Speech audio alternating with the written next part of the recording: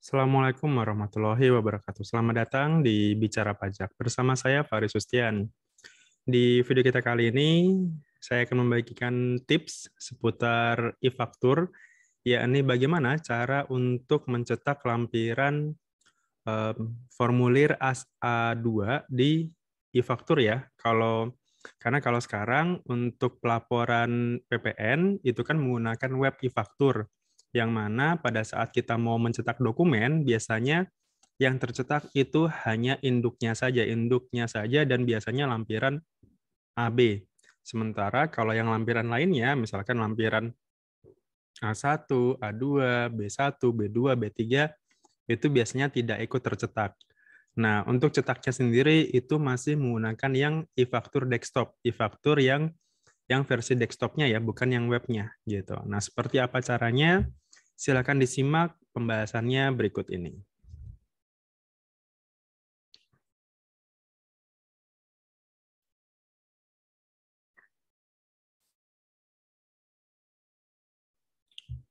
Oke, jadi di sini saya akan menjelaskan terkait web e-faktur, e-faktur desktop. Nah, biasanya kalau misalkan kita buat e-faktur, itu kan di ini ya, di faktur pajak keluaran, kemudian administrasi faktur gitu. Nah, misalkan ini sudah kita buat semuanya. Nah, kalau dulu sebelum ada web e-faktur kan daftar e-faktur ini akan kita posting ke SPT gitu ya. Ke SPT ini kita posting. Misalkan kita mau posting untuk masa Mei, misalkan masa Mei 2022. Nah, kita cek jumlah dokumen PKPM-nya. Ada 2 PK ya di sini. Ada 2 pajak keluaran, artinya kita di bulan Mei kita mengeluarkan 2 faktur pajak. Nah, tinggal kita posting saja di sini. Oke, kemudian data SPT berhasil dibentuk. Nah, kita close lagi. Kita masuk ke SPT lagi. Kemudian kita buka SPT-nya. Nah, tampilannya ini masih kosong. Yang tadi ya, yang SPT masa yang baru aja kita posting tadi, yang masa Mei tadi, itu masih kosong. Kita perbarui tampilan dulu. Nah, sampai muncul SPT masa Mei 2022 gitu. Jadi perbarui tampilan. Nah, untuk mencetaknya di sini ada cetak induk dan lampiran AB serta lampiran A1, A2, B1, B2, B3. A1 itu biasanya untuk transaksi ekspor, kemudian kalau A2 itu transaksi penyerahan dalam negeri, kemudian kalau B1 itu berarti transaksi impor, B2 adalah pajak masukan yang dapat dikreditkan, sementara kalau B3 itu adalah lampiran pajak masukan yang tidak dapat dikreditkan. Nah, biasanya kadang rekanan atau kita gitu ya membutuhkan seperti apa sih lampiran-lampiran atau faktur-faktur pajak yang sudah kita buat itu sudah terekam atau belum gitu ya. Nah, itu biasanya kita ceknya di lampiran A2. Jadi penyerahan di dalam negeri gitu. Jadi faktur pajak yang sudah pernah kita buat mau berapapun kodenya ya. Jadi A2 itu bukan hanya untuk penyerahan yang kodenya 01 atau 02 aja, tapi seluruh kode dari 01, 02, sampai 09. Itu semuanya akan masuk ke A2 semua. Sementara kalau B1 tadi ya, itu adalah penyerahan impor, B2 adalah pajak masukan yang bisa kita kreditkan, sementara kalau B3 itu adalah pajak masukan, tapi kita milihnya yang tidak dapat dikreditkan. Artinya nanti akan masuk ke B3. Nah, caranya tadi ya, kita mau cetak lampiran di sini nih. Nah, kalau kita cetak di sini, biasanya tidak bisa, karena ini ya, ada notifikasinya, e-text-nya itu kurang bayar gitu. Tadi kan ada postingan kan ya, PK-nya 2, PM-nya 0, artinya masih ada kurang bayar. Nah, itu harus kita input dulu NTPN-nya, kita bayar, kita input NTPN-nya, baru nanti kita bisa cetak yang lampiran A1, A2-nya ini. Kita klik OK terlebih dahulu. Kita buka SPT untuk diubah terlebih dahulu di sini. SPT berhasil dibuka. Kemudian kita buka lagi SPT. Kemudian di sini adalah cetak SPT induk dan lampiran AB-nya. Oke, oh ini dulu ya, buka SPT untuk diubah dulu ya. Kita klik di sini. Oke, nah kemudian kita masuk ke lampiran induk. Tadi ya, salah, bukan buka SPT, tapi di lampiran induknya 1111. Nah, di sini bagian 1 penyerahan dalam negeri ada 80 juta, PPN-nya 8 juta. Ini masih karena saya masih pakai dummy, artinya masih pakai tarif yang 10% ya. Harusnya ini sudah pakai yang 11%. Oke, kemudian ini ya, kekurangan bayarnya kita input dulu di SSP ini, kita klik. Kemudian tambah, masukkan sesuai dengan yang terutangnya. Terutangnya tadi kan sebesar, sebentar.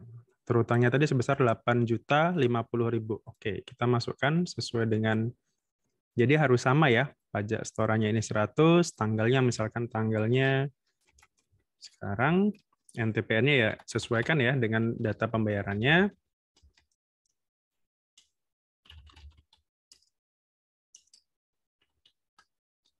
Kemudian nilainya simpan.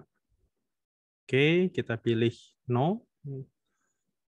Apakah Anda merekam SSP baru? Jadi kalau cuma satu SSP, kita pilih no saja. Tapi kalau misalkan dia ada beberapa SSP, kita pilih yes.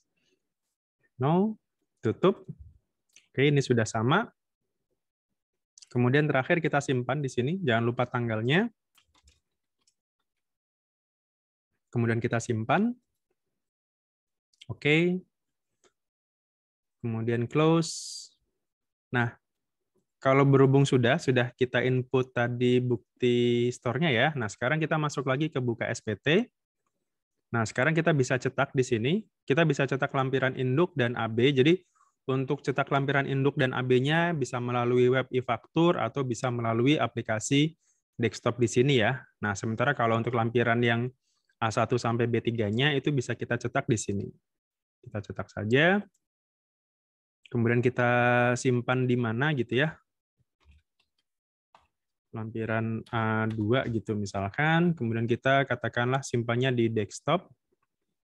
Oke, kita save.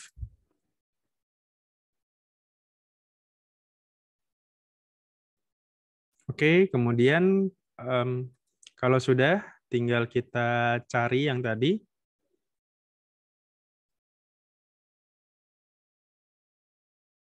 Oke, tadi.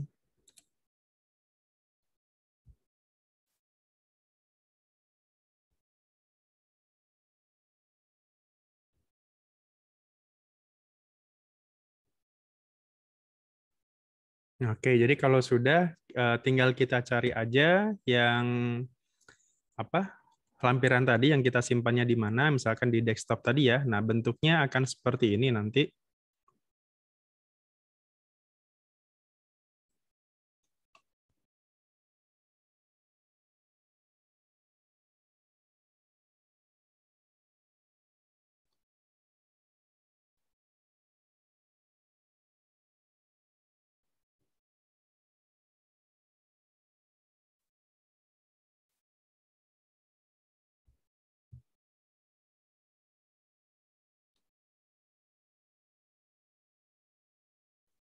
Oke, kita masih menunggu.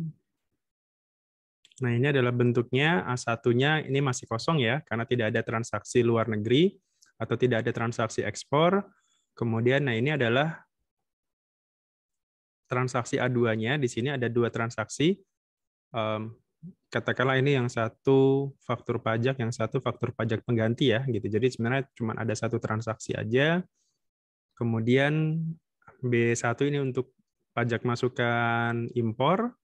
B2 tadi adalah pajak masukan yang dapat dikreditkan, dan B3 adalah pajak masukan yang tidak dapat dikreditkan. Jadi ini kalau misalkan kita mau melihat kira-kira berapa sih total penyerahan saya gitu ya, penyerahan saya yang ada di A2, ini bisa kita cek semuanya di sini. Totalnya misalkan ada 80.500.000, ini adalah DPP-nya ya, nilai transaksi kita. Jadi anggap aja ini omset bulan Mei 2022 berapa. Jadi ini bisa kita fungsinya sebagai ekualisasi juga untuk omset di masa Mei kira-kira berapa. Jadi samakan dengan pajak keluaran atau DPP di A2-nya kita.